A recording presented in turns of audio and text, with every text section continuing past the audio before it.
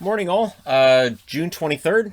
Here we are. And the playoffs continue. Game 6 tonight between the New York Islanders and the Tampa Bay Lightning. So, for the Islanders, it's win.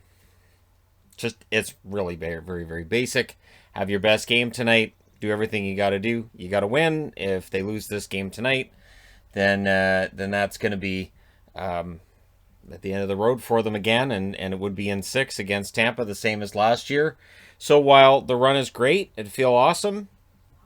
It would kind of feel like we were here before, weren't we? If they lost it tonight. So we'll see what happens.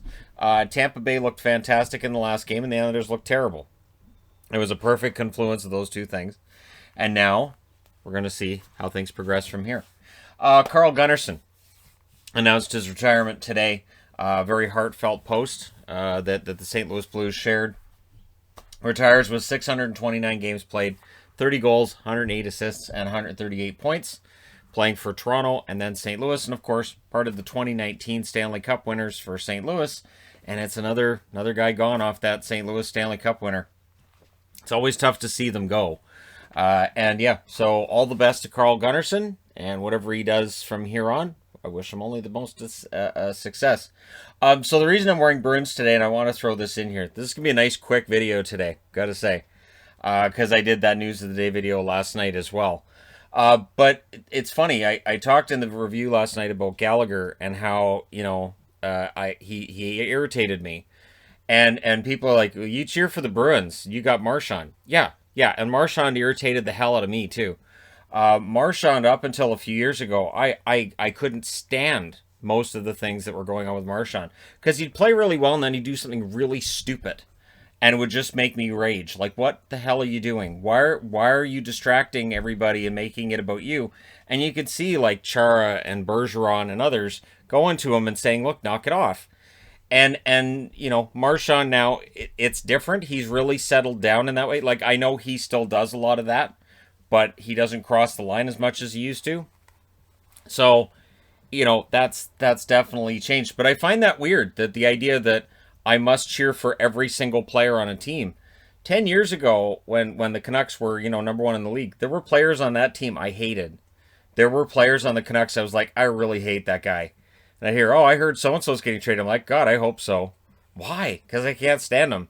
So, just because you cheer for a team doesn't necessarily mean you like all of the players on said team, right? You can say I really like my high school and really hate the people in it. Absolutely. Or you can hate both, or you can like both. It's up to you. But again, I find that so weird. People are like, I don't know, if he's a Bruins fan, what about Marchand? Yeah, Marchand was definitely a problem. And at times still is. And I've said this before, when Marchand's taking penalties and distracting everybody in the game and making it about him, it means that the Bruins are losing. It means that they're having a rough game. It means that it's not going their way. When things are going well for Boston, he just skates away and, keeps mostly to himself, kind of thing. So yeah, just wanted to throw that out there. Mike Van Ryn apparently is out of running for head coach in Arizona. The names that are on the short list, all new names when it comes to head coaching in the NHL. And good. I'd like to see some more guys getting their first chance at being a coach. Because there's a lot of talk about how often coaches get recycled in the NHL. And it's true. That's why everybody talks about it. Because, coaches get recycled a ton in the National Hockey League. I also want to throw out there, because I've been talking about the heat. It's not too bad here today. But between Saturday and Monday here, it's going to be as high as 41 degrees Celsius, which is 105 degrees Fahrenheit.